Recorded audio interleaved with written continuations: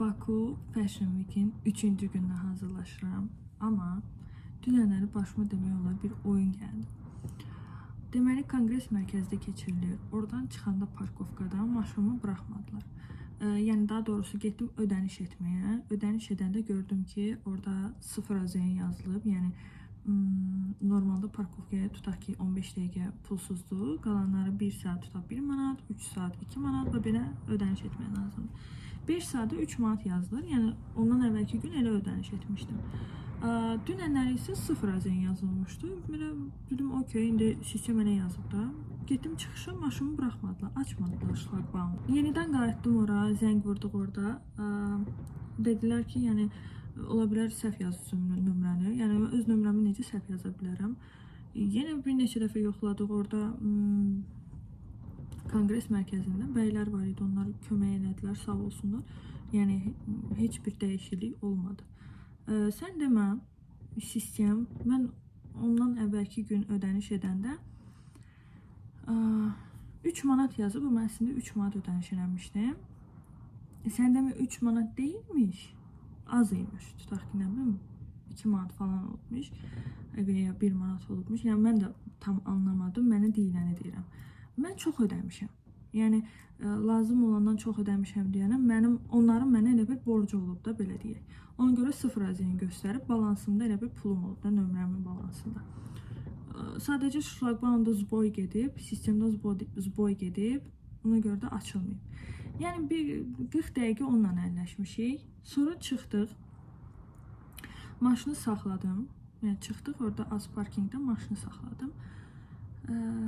Çünki axşam idi, az parkingdə ödənişsiz olur. Dedim, qoy oturum bir dənə videomu tez editləyim, paylaşımımı eləyim, sonra gedim evə. Maşını söndürdüm, oturdum editlədim, editi qutardım, paylaşdım, sonra götürdüm maşını xodladım, maşın xodlanmadı. Çox qəribə bir dünən hal idi, yəni maşın xodlanmadı, akkumulatoru ölübmüş. Niyə? Yəni, normalda maşına əgər işığın yanıq qoyanda və ya tam söndürməyəndə, eləməyəndə akkumulator sönür. Yəni, elə bir hal olmamışdı, yəni elə bir şey eləməmişdim, amma özü-özündən akkumulator sönübmüş. Mən də bilmədim səbəbini. Maşını orada elə söndürdüm, orada da qoydum, gecə gəldim evə. Sonra evə gələndən sonra gördüm ki, kameram maşında qalıb. Yəni, nə videonu rahat editləyə bildim YouTube üçün, çünki çəkdiklərimi gecədən editdirdim ki, sabahlar, yəni birinci gün, paylaşdığım gün bu baxdığımız videonu, həmin gün videonu paylaşacağım ki, rahat olsun da mənə oturum da o qədər videonu editləməyim. Neysə, dünən başıma bu hallar gəlib, yəni indi telefonla çəkirəm. Taksi ilə gedəcəm salona. Yoldaşım gedəcək maşına akkumulatorunu zaryadat eləməyə. Yəqin ki, çıxanda o maşını götürə biləcəm rahat. Ya salondan çıxanda, ya da tədbir bitəndən sonra. 3-cü günün geyimi hazırdır.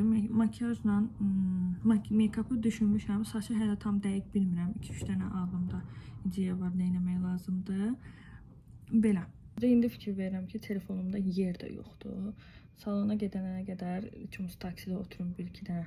Görüm nə silə bilirəm, silim ki, yer eləyim. Bir də 100% ki, bu vloga baxanda deyəcəksiniz ki, orada danışıq çox az oldu, çox az danışmışsınız, nə bilim, neyləmişsiniz. Demək olar, heç danışmamışam. Çünki çox danışıb da yormaq istəmədim. Onsuz da uzun bir vlog alınacaq. Ümumi olaraq əsas nə olur orada, necə keçirilir, onu göstərəcəm və pakazı göstərəcəm sizə. Əgər danışığı çox istəyirsinizsə, gələn tədbirlərdə sırf danışıqla eləyəcəm, yəni daha çox danışacağım. Mən hazıram. Tam çəkə bilmədim, çünki telefonumda yer dolub, yəni heç cür video çəkə bilmədim normal. Axır ki, maşınıma qovuşdum, yoldaşım getirdi maşınımı, verdi mənə. İçində kamerası falan, hər şey buradadır. Gedirəm Konqres mərkəzinə, orada davamını çəkəcəm. Fashion Week'in 2 gününü tamam belə fərqli obrazlarda geymişdim. Hansı ki, normalda mən o tip obrazları çox gec geyinirəm. 3-cü gününü sırf özüm belə tamına düşündüyüm, tamına istədiyim bir geyimi geyindim. Çox sadə geyinmişəm əslində. Cins şalvar geymişəm, bunun yaxalığı taxmışam. Sadə qara köynək geymişəm. Burada əsas obraz makyajda və bu bantdadır. mən buna fikir verdim ki, styling eləyəndə hər bir stilistin öz dəsti xətti var. Hətta birinci günü, Fashion Week-in birinci günündə bir stilist var, Moji Bu. Hətta model kimi o da çıxmışdı. Geyim brendin adını çəkməyəcəm. Baxanda görəcəksiniz hansından danışıram. Orada modellər çıxanda, geyimlərə fikir verəndə tərz olaraq bilindi ki, bu Moji Bu'nun stylingidir. Çünki həmin stilistin öz dəsti xətti var. Daha çox katan parçaları sevir, daha çox nude tonlara qaçır. Mən stilist olaraq daha çox yarki rəngləri, belə cıvıl-cıvıl rəngləri sevirəm. Düzdür, öz geyimlərimdə çox vaxt qara, ağ istifadə edirəm. Amma aksesuar mən çox sevirəm. Yəni aksesuar məncə mən bir stilist olaraq mənim bir tərzimdir, mənim bir dəsti xəttimdir. Yəni hansısa bir geyimləri mən stilizə eləyəndə kliplərdə olsun, müğənnilərdə olsun, fərq eləmir, hansısa bir adi insanda olsun, mənim dəsti xəttimdən bilinir ki, bu geyimi stilizə eləyib Aydan. Yəni hansısa bir stilisti yan-bayana qoyub ölçməyin. Çünki hər kəsin öz dəsti xətti var.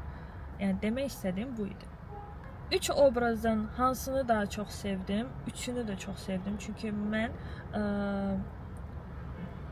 mənim makyaj eləyən xanım da dedi ki, mənim üz quruluşum elədir ki, mən bütün makyajları rahat daşıya bilirəm. Əslində bunu mən fərqinə varmırdım, bilmirdim. Çünki normalda çox makyaj eləyən biri deyiləm. Gündəlik olaraq videolarımdan da fikir verirsiniz ki, mən çox makyaj eləmirəm. Əsas lineri çox sevirəm. Xanım deyəndə hətta kövrəldim. Çünki mən özümü, burada açıq deyəcəm sizə, mən özümü çox da gözəl, belə bir qız hesab eləmirəm. Özümü bəyənirəm, özümü sevirəm, özümü hörmət edirəm. Amma təbii ki, bütün xanımlar kimi mənim də özümün mini komplekslərim var. Ona kompleks deməyək, sadəcə bəzi şeylər var ki, onları özümdə qəbul eləmirəm. Dəyişməyi də, yəni dəyişmişəm. Burun əməliyyat eləmişəm, dodaq dolğusu eləmişəm. Amma özümü çox da belə gözəl bir qız hesab eləmirdim. O xanım o sözü deyənə qədər ki, sən üzün çox gözəldir, sən bütün makyajları daşıya bilirsən. Ola bilər ki, bu videoya baxanda deyə bilərsiniz ki, püf, yox, nəyi gözəl, heç sənə yaraşmayıb, nə bilim nə. Çox normaldır, fikrinizə hörmətlə yanaşıram. Necə ki, mən bir çox şeyi qəbul etmirəm, bəyənmirəmsə kimlərdəsə, siz də həmçinin məndə elə ola bilər. Çox danışdım, içəridə görüşərik.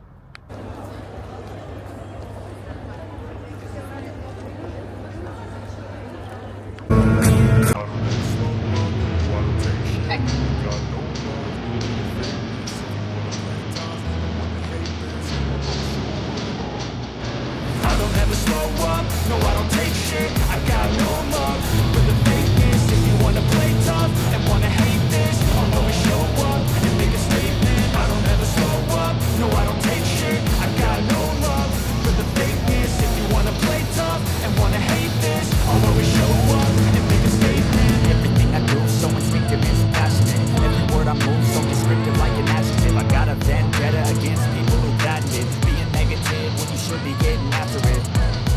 I got facts over truth.